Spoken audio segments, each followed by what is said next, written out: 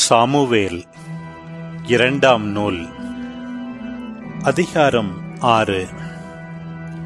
தாவீது அனைத்து இஸ்ரவேலிலும் தேர்ந்தெடுக்கப்பட்ட 30,000 பேரை மீண்டும் ஒன்று திரட்டினார். தாவீதும் அவரோடு இருந்த மக்கள் அனைவரும் கடவுளின் பேழையை கொண்டு வர பாலை யூதாவுக்குச் சென்றனர். இது கெருபுகளின் மீது வீற்றிருக்கும் படைகளின் ஆண்டவர் பெயரால் அழைக்கப்படுகிறது. குன்றின் மீது இருந்த அபினதாபின் இல்லத்திலிருந்து கடவுளின் பேழையை ஒரு புதிய வண்டியில் வைத்துக் கொண்டு வந்தார்கள். அபினதாபின் புதல்வர்கள் உஸ்ஸாவும் அகியோவும் அப்புது வண்டியை நடத்தி வந்தார்கள். குன்றின் மீது இருந்த அபினதாபின் இல்லத்திலிருந்து கடவுளின் பேழையை அவர்கள் கொண்டு வந்தார்கள். அகியோ பேழைக்கு முன்னால் சென்றான். தாவீதும் இஸ்ரவேல் வீட்டார் அனைவரும் தேவதாரு மரத்தாலான இசைக்கருவிகளோடும் யாழ், வீணை, சுரமண்டலம், மேளம், தாளம் ஆகியவற்றோடும் ஆண்டவருக்கு முன்பாக ஆடி பாடிக்கொண்டு வந்தனர். அவர்கள் நாக்கோனின் களத்திற்கு வந்தபோது காளை மாடுகள் மிரள உஸ்ஸா கடவுளின் பேழையை தாங்கி பிடித்தான். அப்போது உஸ்ஸாவுக்கு எதிராக ஆண்டவரின் சினம் பற்றி எரிந்தது. கடவுள் அவனது தவற்றுக்காக அங்கேயே அவனை வீழ்த்தினார். அவன் கடவுளின் பேழை அருகே இறந்தான். ஆண்டவர் சினமுற்று உஸ்ஸாவை திடீரென தாக்கியதால் தாவீது மனவேதனை அடைந்தார். இந்நாள் வரை அவ்விடம் பெரேசு உஸ்ஸா என்று அழைக்கப்படுகிறது. அன்று தாவீது ஆண்டவருக்கு அஞ்சி, இத்தகைய ஆண்டவரின் பேழையை நான் எவ்வாறு ஏற்றுக்கொள்வேன் என்று வினவினார். எனவே ஆண்டவரின் பேழையை தாவீதின் நகருக்கு தம்மோடு எடுத்துச் செல்ல அவர் விரும்பவில்லை. கித்தியனான ஓபேது ஏதோமின் இல்லத்திற்கு அதை திருப்பிவிட்டார். ஆண்டவரின் பேழை கித்தியனான ஓபேது ஏதோமின் இல்லத்தில் 3 மாதங்கள் தங்கிற்று. ஆண்டவர் ஓபேது ஏதோமுக்கும் அவன் வீட்டார் அனைவருக்கும் ஆசி வழங்கினார். ஆண்டவரின் பேழையை முன்னிட்டு ஓபேது ஏதோமின் வீட்டாருக்கும் அவனுக்குரிய அனைத்துக்கும் ஆண்டவர் ஆசி வழங்கினார் என்று அரசர் தாவீதுக்கு சொல்லப்பட்டது. எனவே தாவீது புறப்பட்டுச் சென்று கடவுளின் பேழையை ஓபேது ஏதோமின் இல்லத்திலிருந்து தாவீதின் நகருக்கு அக்களிப்போடு கொண்டு வந்தார். ஆண்டவரின் பேழையை ஏந்தியவர்கள் 6 அடிகள் எடுத்து வைத்ததும் ஒரு காளையையும் ஒரு ஆட்டுக்கிடாயையும் பலியிட்டார். நாற்பட்டால் செய்யப்பட்ட ஏபோத்தை அணிந்து கொண்டு தாவீது தம் முழு வலிமையோடு ஆண்டவர் முன்பாக நடனமாடிக் கொண்டிருந்தார். தாவீதும் இஸ்ரவேல் வீட்டார் அனைவரும் ஆரவாரத்தோடும் எக்காள முழக்கத்தோடும் ஆண்டவரின் பேழையை கொண்டு வந்தார்கள். ஆண்டவரின் பேழை தாவீதின் நகரை அடைந்தபோது சவுலின் மகள் மீகால் பலகணி வழியாக பார்த்தாள். அரசர் தாவீது ஆண்டவர் முன்பு குதித்து ஆடிக்கொண்டிருப்பதைக் கண்டு அவரை தன் உள்ளத்தில் வெறுத்தாள். ஆண்டவரின் பேழையை கொணர்ந்து அதற்கென நிறுவிய கூடாரத்தின் நடுவில் அதை வைத்தார்கள். தாவீது ஆண்டவர் முன்பு எரிபலிகளையும் நல்லுறவு பலிகளையும் செலுத்தினார். எரிபலிகளையும் நல்லுறவு பலிகளையும் செலுத்திய பின் தாவீது படைகளின் ஆண்டவர் பெயரால் மக்களுக்கு ஆசி வழங்கினார். பிறகு தாவீது ஆண் முதல் பெண் வரை மக்கள் அனைவருக்கும் இஸ்ரவேல் கூட்டம் முழுவதற்கும் ஆளுக்கொரு அப்பத்தையும் பொரித்த இறைச்சியையும் திராட்சைப்பழ அடையையும் கொடுத்தார். மக்கள் அனைவரும் தம் இல்லங்களுக்கு சென்றனர். தாவீது தம் வீட்டாருக்கு ஆசி வழங்க வந்தார்.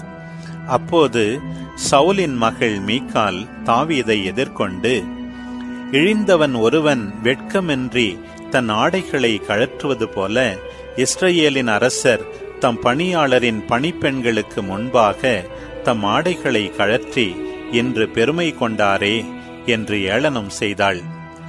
ஆண்டவரின் மக்கள் மீதும் இஸ்ரவேல் மீதும் தலைவனாக இருக்குமாறு உன் தந்தையையும் அவர்தம் வீட்டாரையும் ஒதுக்கிவிட்டு என்னை தேர்ந்து கொண்ட ஆண்டவர் திருமுன் நான் ஆடினேன், இன்னும் ஆடுவேன்.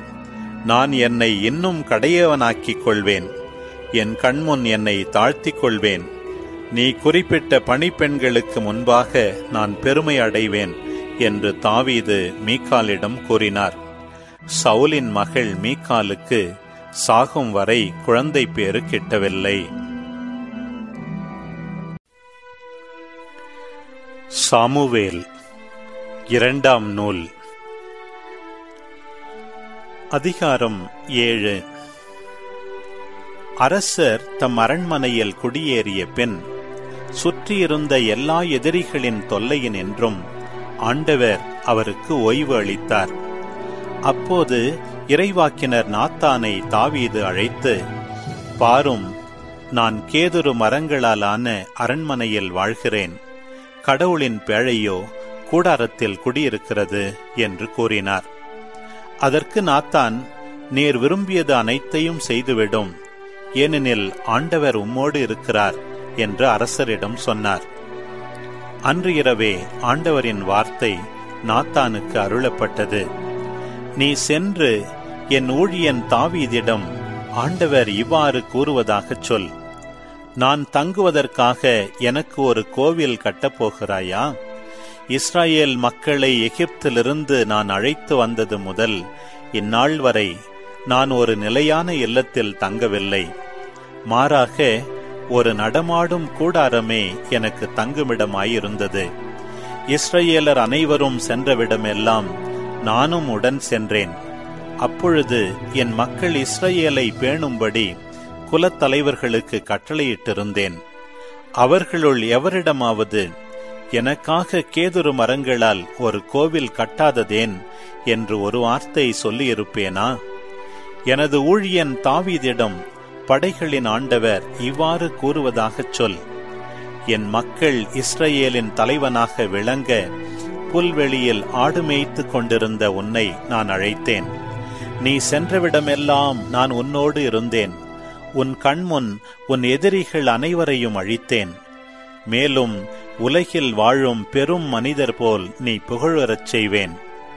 எனது மக்களாகிய இஸ்ரவேலுக்கு ஓர் இடத்தை அளிப்பேன். அவர்கள் அந்த இடத்திலேயே நிலைத்து வாழச் செய்வேன். என் மக்களாகிய இஸ்ரவேல் மீது நீதி தலைவர்களை ஏற்படுத்திய நாள்களாகிய தொடக்க காலத்தில் தீயவர்களால் அவர்கள் ஒடுக்கப்பட்டது போல இனியும் அவர்கள் அலைக்கழிக்கப்பட மாட்டார்கள். அனைவரின் தொல்லைகளினின்றும் உனக்கு ஓய்வு அளிப்பேன். மேலும் ஆண்டவர்தாமே உன் வீட்டை கட்டப்போவதாக அவர் உனக்கு அறிவிக்கிறார். உன் வாழ்நாள்கள் நிறைவுற்று நீ உன் மூதாதையரோடு துயில் கொள்ளும் போது உனக்கு பிறக்கும் உன் வழித்தோன்றலை உனக்கு பின் நான் உயர்த்தி அவனது அரசை நான் நிலைநாட்டுவேன். எனது பெயருக்காக கோவில் கட்டவிருப்பவன் அவனே. அவனது அரசை நான் என்றும் நிலைநிறுத்துவேன். நான் அவனுக்கு தந்தையாக இருப்பேன். அவன் எனக்கு மகனாக இருப்பான். அவன் தவறு செய்யும் போது மனித இயல்புக்கேற்ப அடித்து மனிதருக்கே உரிய துன்பங்களை தருவேன். உன் முன்பாக நான் சவுலை விலக்கியது போல என் பேரன்பினின்று அவனை விலக்க மாட்டேன். என் முன்பாக உனது குடும்பமும் உனது அரசும் என்றும் உறுதியாயிருக்கும். உனது அரியணை என்றுமே நிலைத்திருக்கும். மேற்கூறிய வெளிப்பாட்டின் வார்த்தைகள் அனைத்தையும் நாத்தான் தாவீதுக்கு எடுத்துரைத்தார். பின் தாவீது ஆண்டவர் திருமுன் வந்து அமர்ந்து இவ்வாறு பேசினார். என் தலைவராம் ஆண்டவரே, இதுவரை நீர் என்னை வழிநடத்தி வந்தமைக்கு நான் யார்? என் குடும்பம் யாது? இருப்பினும் என் தலைவராம் ஆண்டவரே, உம் திருமுன் இது சிறிதே. உம் ஊழியனின் குடும்பத்தை பற்றிய எதிர்காலத்தை பற்றியும் நீர் பேசியுள்ளீர். என் தலைவராம் ஆண்டவரே, மனித வழக்கம் இதுவல்லவே? தாவீது உம்மிடம் மேலும் என்ன கூற முடியும்? என் தலைவராம் ஆண்டவரே, உம் ஊழியனை பற்றி உமக்கே தெரியும். உம் ஊழியன் அறிந்து கொள்ளட்டும் என்று உம் வார்த்தையை முன்னிட்டும் உம் இதயத்திற்கு ஏற்பவும் மாபெரும் செயல்கள் அனைத்தையும் நிறைவேற்றியுள்ளீர். ஆகவே என் தலைவராம் ஆண்டவரே, எங்கள் காதுகளால் கேட்ட அனைத்தின்படி நீர் மகத்தானவர். உம்மை போன்று வேறு எவரும் இலர். உம்மை தவிர வேறு கடவுள் இல்லை. மக்கள் இஸ்ரவேலரை போல் வேறு யார் உளர்? அவர்களை மக்களாக்கிக் கொள்ளுமாறும் பெயர் விளங்குமாறும் கடவுளாகிய நீரே சென்று உலகின் ஒப்பற்ற அந்த இனத்தை மீட்டு அவர்களுக்காக வியத்தகு அருஞ்செயல்கள் புரிந்தீர். எகிப்து நாட்டினின்றும் வேற்றினங்களினின்றும் அவர்களின் தெய்வங்களினின்றும் நீரே மக்களை மீட்டீர். என்றும் மக்களாகவே நிலைத்து இருக்குமாறு இஸ்ரவேலரை நீர் உமக்குரியவராக்கினீர். ஆண்டவரே, நீரே அவர்களின் கடவுளானீர். ஆண்டவராகிய கடவுளே, உமது ஊழியனை பற்றியும் அவனது குடும்பத்தை பற்றியும் நீர் தந்த உறுதிமொழியை என்றும் நிலைநாட்டும். நீர் வாக்குறுதி அளித்தவாறே செய்யும். உமது பெயர் என்றும் ஆட்சி பெறுவதாக. அப்பொழுது மாந்தர் படைகளின் ஆண்டவரே இஸ்ரவேலின் கடவுள் என்பர். உமது ஊழியன் தாவீதின் குடும்பமும் திருமுன் நிலைத்திருக்கும். ஏனெனில் படைகளின் ஆண்டவரே, இஸ்ரவேலின் கடவுளே, நான் உனக்கு ஓர் இல்லம் எழுப்புவேன் என்று உமது ஊழியனுக்கு வெளிப்படுத்தியவர் நீரே. ஆகவே இவ்வாறு மன்றாட ஊழியனுக்கு மனத்துணிவு ஏற்பட்டது. தலைவராம் ஆண்டவரே, நீரே கடவுள். உமது வார்த்தைகள் நம்பிக்கை கூறியவை. இந்த நல்வாக்கை அடியேனுக்கு அருளியவர் நீரே. ஊழியனின் குடும்பம் என்றும் திருமுன் இருக்குமாறு நீர் அருள் கூர்ந்து அதற்கு ஆசி வழங்கும். தலைவராகிய நீர் உரைத்துள்ளீர். ஊழியனின் குடும்பம் என்றும் உமது ஆசியை பெறுவதாக. குறிப்பேடு. முதல் நூல். அதிகாரம் 9. இஸ்ரவேலர் அனைவரும் தங்கள் தலைமுறை அட்டவணையின்படி பதிவு செய்யப்பட்டனர். இவை இஸ்ரவேல் அரசர்களின் வரலாற்று நூலில் எழுதப்பட்டுள்ளன. யூதா மக்கள் அவர்களது துரோகத்தை முன்னிட்டு பாபிலோனுக்கு நாடு கடத்தப்பட்டனர். தங்களுக்கு சொந்தமான இடங்களிலும் நகர்களிலும் முதலாக குடியேறியவர்கள் இஸ்ரவேலரும் குருக்களும் லேவியரும் கோவில் பணியாளருமே. யூதா, பென்யமீன், எப்ராயிம், மனாசே மக்களுள் எருசலேமில் குடியிருந்தவர். ஊத்தாய், இவர் அம்மிகூதின் மகன். இவர் ஓம்ரியின் மகன். இவர் இம்ரியின் மகன். இவர் பானியின் மகன். இவர் பெரேட்ஸின் புதல்வருள் ஒருவர். இவர் யூதாவின் மகன். சீலோன் மரபில் தலைமகன் அசாயாவும் அவர் புதல்வரும். கேராகின் புதல்வருள் எகுவேல். அவர் உறவினர் 690 பேர். பென்யமீன் புதல்வருள் சல்லு. இவர் மெசுல்லாமின் மகன். இவர் ஓதவியாவின் மகன். இவர் அஸ்னுவாவின் மகன். எரோகாமின் மகன் இப்னையா. மிக்ரியின் புதல்வராகிய உசியின் மகன் ஏலா. இப்னையாவின் புதல்வராகிய ரகுவேலுக்கு பிறந்த செபத்தியாவின் மகன் மெசுல்லாம். தலைமுறை அட்டவணைப்படி அவர்கள் உறவினர் 956 பேர். இந்த ஆள்கள் அனைவரும் தங்கள் மூதாதையர் மரபில் குடும்பத் தலைவர்களாயிருந்தனர். குருக்கள் யதாயா, யோயாரிப்பு, யாக்கின். அசரியா, இவர் இல்கியாவின் மகன். இவர் மெகல்லாமின் மகன். இவர் சாதோக்கின் மகன். இவர் மெரையாத்தின் மகன். இவர் கடவுளின் இல்ல பொறுப்பாளரான அகித்தூபின் மகன். அதாயா, இவர் மல்கியாவின் புதல்வரான பஸ்கூருக்கு பிறந்த எரோகாமின் மகன். இவர் அதியேலின் மகன். இவர் யாகிசேராவின் மகன். இவர் மெகல்லாமின் மகன். இவர் மெசில்லேமித்தின் மகன். இவர் இம்மேரின் மகன். அவர்கள் உறவினரும் அவர்கள் மூதாதையர் மரபில் குடும்ப தலைவர்களுமாயிருந்த ஆற்றல் மிகு வீரர் 1760 பேர்.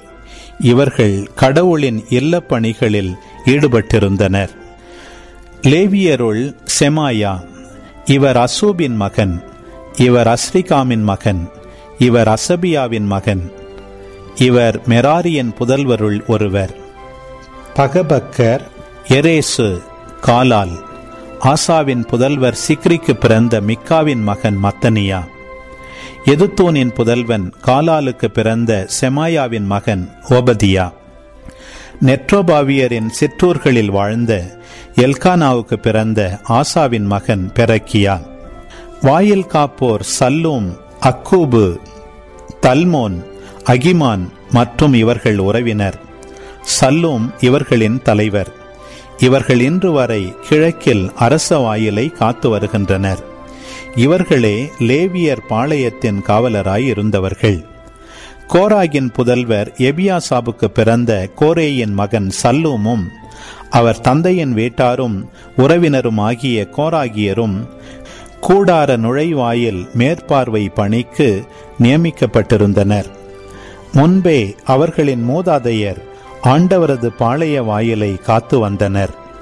எலையாசர் மகன் பினகாசு முற்காலத்தில் அவர்களின் அதிகாரியாக இருந்தார். ஆண்டவர் அவரோடு இருந்தார். மெசல்லேமியாவின் மகன் செக்கரியா சந்திப்பு கூடார நுழைவாயிலின் காவலராக இருந்தார். நுழைவாயில்களை காப்பதற்கு தெரிந்து கொள்ளப்பட்ட இவர்களின் எண்ணிக்கை 212 பேர். இவர்கள் தங்கள் சிற்றூர்களில் தலைமுறை அட்டவணைப்படி பதிவு செய்யப்பட்டவர்கள்.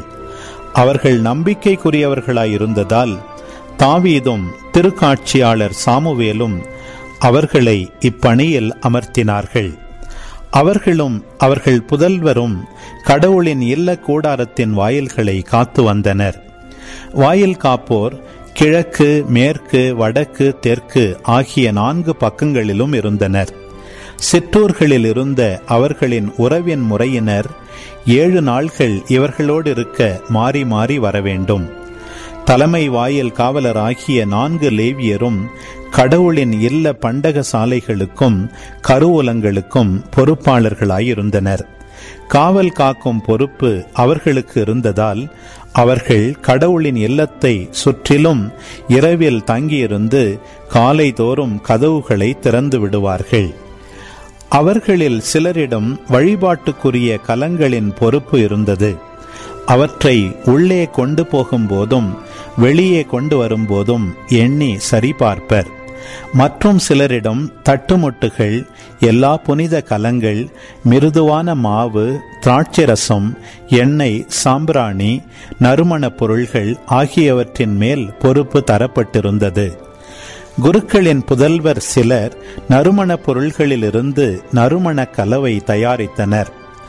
கோராகியரான சல்லூமின் தலைமகன் மத்தித்தியா என்ற லேவியருக்கு தட்டை சட்டியில் பண்டங்கள் சுடும் பொறுப்பு விடப்பட்டிருந்தது. அவர்கள் உறவினராகிய கோகாத்தியரின் புதல்வருள் சிலருக்கு ஓய்வு நாள் தோறும் திருமுன் அடுக்கும் அப்பங்களை தயாரிக்கும் பொறுப்பு அளிக்கப்பட்டிருந்தது. இவர்களில் லேவியரின் மூதாதையருள் பாடகர் கடவுளின் இல்லை அறைகளிலேயே தங்கியிருந்தனர். ஏனெனில் அவர்கள் இரவும் பகலும் பணி செய்ய வேண்டியிருந்ததால் பிற பணியின்றி கடவுளின் இல்ல அறைகளிலேயே தங்கியிருந்தனர். தலைவராகிய இவர்களே தலைமுறை அட்டவணைப்படி லேவியருள் குடும்பத் தலைவர்கள், எருசலேமில் குடியிருந்த தலைவர்கள். கிபையோனின் தந்தை எயியேல் வாழ்ந்து வந்தார். அவர் மனைவியின் பெயர் மாக்கா. அவர் தலைமகன் அப்தோன். மற்றவர்கள் சூர், கீசு, பாகால், நேர், நாத்தாபு, கெதார், அகியோ, செக்கரியா, மிக்லோத்து. மிக்லோத்திற்கு சிமையாம் பிறந்தார். இவர்கள் எருசலேமில் தங்கள் உறவின் முறையாரோடு வாழ்ந்து வந்தார்கள். நேருக்கு கீசு பிறந்தார். கீசுக்கு சவுல் பிறந்தார். சவுலுக்கு யோனத்தான், மல்கிசூவா, அபினதாபு, எஸ்பாகால் ஆகியோர் பிறந்தனர். யோனத்தானின் மகன் மெரிபு பாகால். மெரிபு பாகாலுக்கு மீகா பிறந்தார்.